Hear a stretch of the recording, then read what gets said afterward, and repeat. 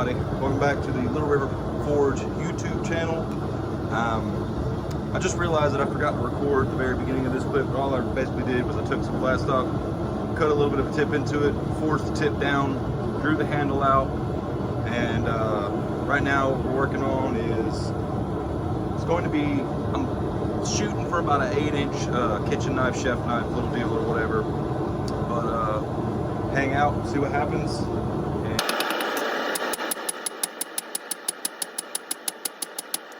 But what I'm doing now is drawing down this heel. Once I get the heel down as far as I want it, then I'll start pushing the rest of the bevels out, and then we'll do some profiling to straighten it up. Put the what's going to be the tang on the grinder, clean it up and all that stuff, clean up the choil area and all that, and probably go back in the forge and do a little bit more forging. But that's what we're doing now. We're just drawing out what's going to be the heel. So my idea for this project was, I see a lot of people, new makers especially, you know, they really like Damascus and they want to get into doing Damascus and things like that, and sand my billets and all the, you know, the intricate designs and the stuff that you see, you know, higher level makers and stuff doing. And I had a guy on a Facebook page ask me about the, you know, the Damascus billets that you see on eBay and things like that. And from what I've heard, they're not very good quality steel. Some of them are, some of them aren't. You know, you run a risk of getting cracks and inclusions and things like that because the quality control just really isn't there. They're mass producing these things for like 30 bucks, and you know, you get what you pay for. So what I did was I took this, I think it was a 14-inch piece. I want to say it was about 1/8 inch thick, something like that, 2 inches wide, 14 inches long. So what I did was I cut it in half at an angle, and I'm going to do a stock removal project, and I'm going to do a forging project with this deal and see how it heat treats and how it finishes and stuff like that, and be able to give someone an actual, hey, this is what I bought and this is what it turned out, versus just going, hey, I've heard bad things, you know, because you never know, it might be good stuff. So that's what we're doing now. This is the forge project. I'm gonna forge it out. I forged the tang in. I didn't cut the tang in because I wanted to know if it would come apart, you know, upsetting that material. So far it looks good. I don't see any cracks. I got some, you know, rough spots towards the tip of the tang, but I think that's just where the twist or whatever was, because I want to say it's twist Damascus. But that's what we're doing now. So appreciate you guys for coming and hang out. Stay tuned and see how it comes out. It's going to be, like I said, about an 8-inch to 10-inch, depending on how much I can draw it out. We're going for like a chef-style kitchen knife. So that's what we're doing. We're getting ready to do our second heat on drawing down the bevels, and I already see some cracks and stuff showing up from where I pushed the tang down. It didn't like that, so after this heat, I'll show you what's doing. But we'll continue drawing down the bevels. I use the cross peen to draw the heel, and then the rest of it, I'll just come down and I'll work one spot at a time.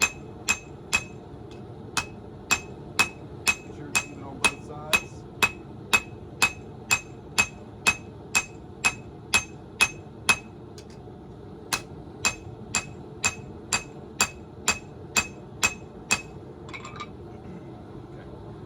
So, I don't know if you can see right there at the heel, those little cracks coming in. I'm gonna clean that spot up with the grinder anyway, but hopefully we don't get any more bad cracks, and it's following the lines of the twist. And I'm forging this stuff pretty hot. I know you can't really see the colors because of the, you know, the sunlight and stuff, but I'm keeping it pretty hot because I kind of figured that was gonna happen.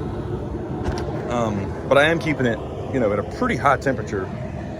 Like even just picking it up with the tongs and showing it to you, I can feel the heat like through my shirt. So I don't know, we'll see. I thought about fluxing it, but I don't know. I think it's maybe because it's etched or something. I'm not really sure. It could be just crap steel, but I'm gonna finish it out and see how it turns out. If it's even worth buying or if it's even worth messing with, and then I'll do the stock removal project, and probably the same thing is gonna happen in the heat treat, you know, heating it up and quenching it and all that stuff. That stuff it's gonna want to tear itself apart if it's not quality steel, which was my assumption. But you know, you don't want to be like, oh, it's crap because I heard it was crap. So figured I'd try it out. If anything, I'm out 30 bucks, and I got some hammer time practice and filming practice because I'm, you know, still learning the YouTube. So anyway, that's what we're doing.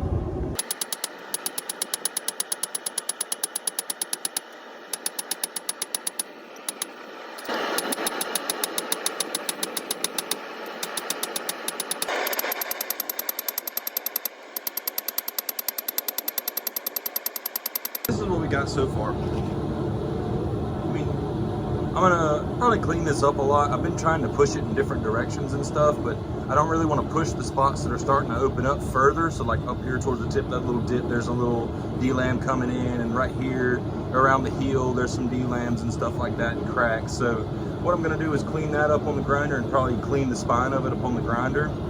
And then mostly the rest of it will probably be profiled on the grinder, just because, you know, I don't want the steel to come apart. I actually want to try to get something out of it. But I got the bevels forged in about where I want them. I drew the heel down pretty far because I'm probably going to have to cut most of that out.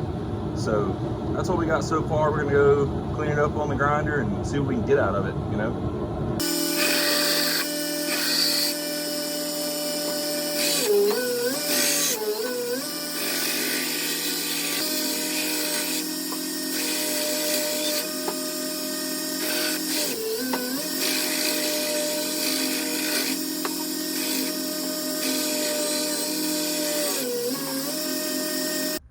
Okay, so I've ground through all of the surface cracks, and they weren't as deep as I was expecting them to be. They really weren't that bad. So I cleaned up in this area here. There was some pretty rough stuff where it was splitting. There's some stuff back here on the back of the tang, but so where I'm at now is it's still really, really thick.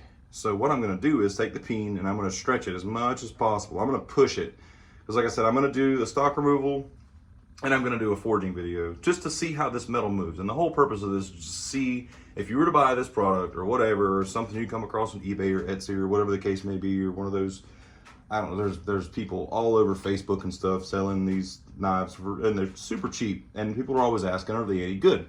And I haven't bought one of the knives, but I bought a billet because I'm a knife maker, not a knife buyer.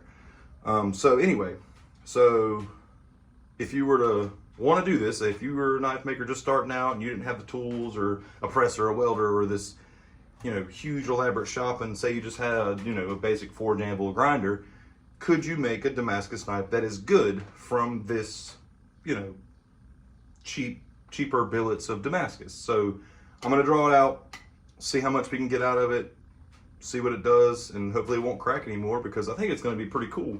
You know, this will be like the cheapest Damascus knife I own, and it'll be like, I'm in at like 30 bucks so far, so we'll see.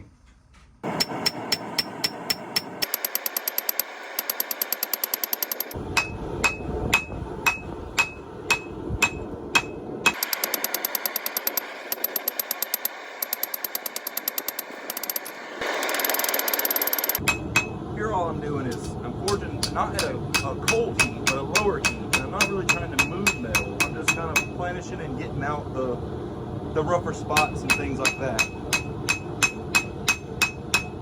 Once I get the surface finish I want and got the distal taper and all my edge thickness and all that stuff is the same, and get it as neat as possible, then I'm going to start doing some thermal cycles, cleaning up on the grinder, go for a quench.